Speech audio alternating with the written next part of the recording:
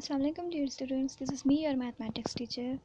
Before starting the class, I would like to appreciate all of the students who submit their homeworks on time and who has done presentations. Presentations were really beautiful and appreciable. I welcome you in today's mathematics class. Today I am here with a new topic, that is distributive law. Let us go to explanation of distributive law, that what is it and what does it says. Explanation of distributive law. Distributive law says that distribute a number to each part of sum or difference. Let's understand this with the help of an example.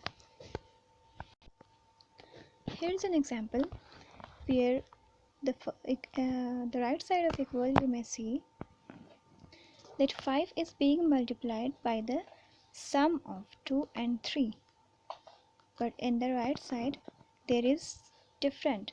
5 is being multiplied by 2 separately and by 3 separately. So, for understanding distributive law, you first of all have to understand what does the word distribute means.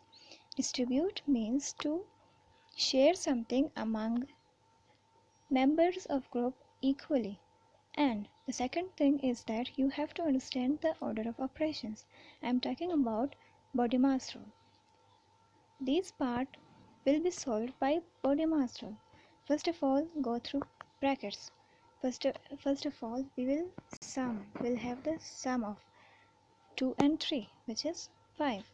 Then I'll multiply 5 by 5, which will answer me 25.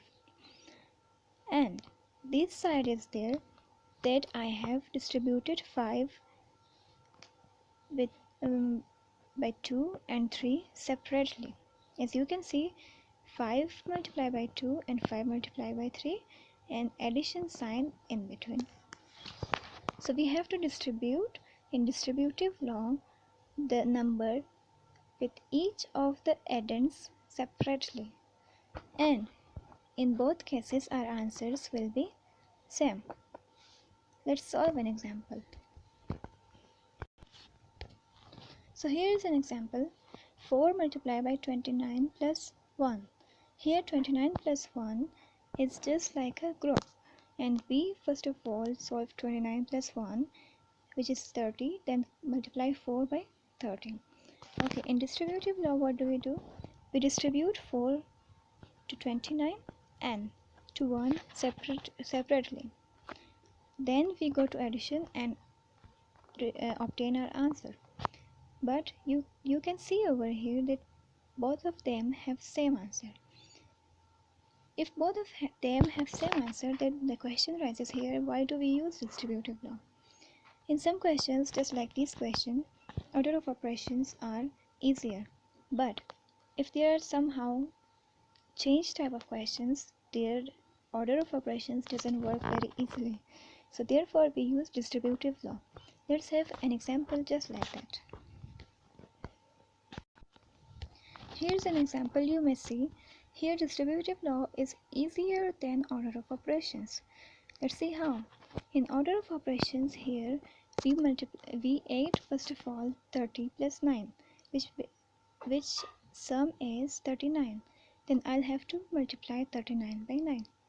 Whereas 9 multiplied by 30 is easier, 270 I get, and 9 multiplied by 9 is again easier, 81. Then I just have to add this both, which in the result I will obtain 351. So therefore we use distributive law to solve. You can use distributive law with more than 2 members of group. Suppose in the group you have more than 2, 3 members. In the first example you can see that 7 is being multiplied by 2, 8 and 3. There are 3 members. As you distributed in previous example, similarly we will distribute 7 by 2 plus 7 by 8 plus 7 by 3. Then we will multiply 7 with each of them individually, and the sum of them will be 91. Whereas in order of operations, similarly just add 3 members of group, which is 13, then multiply 7 by 13, that is again 91. So here again distributive law was applied, or you may apply distributive law in 4 member of groups as well.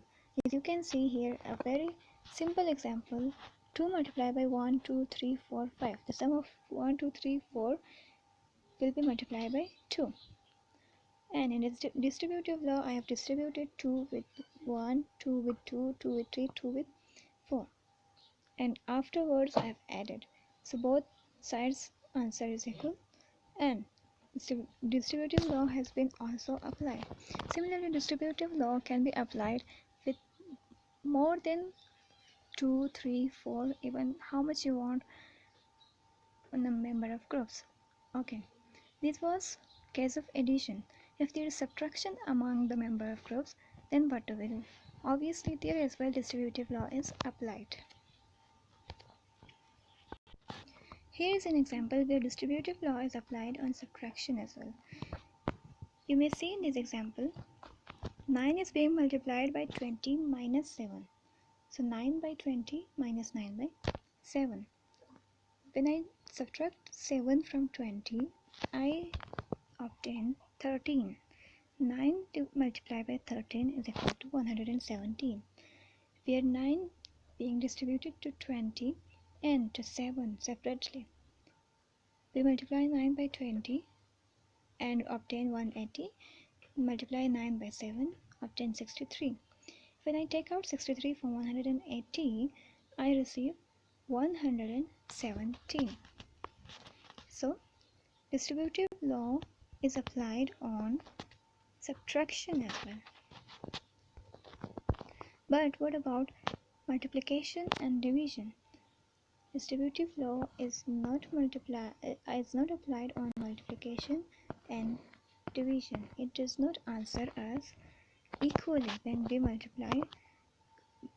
we apply distributive law on multiplication or division.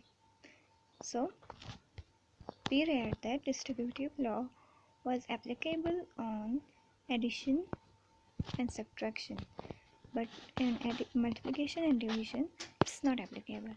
So this was all about distributive law that we have read today.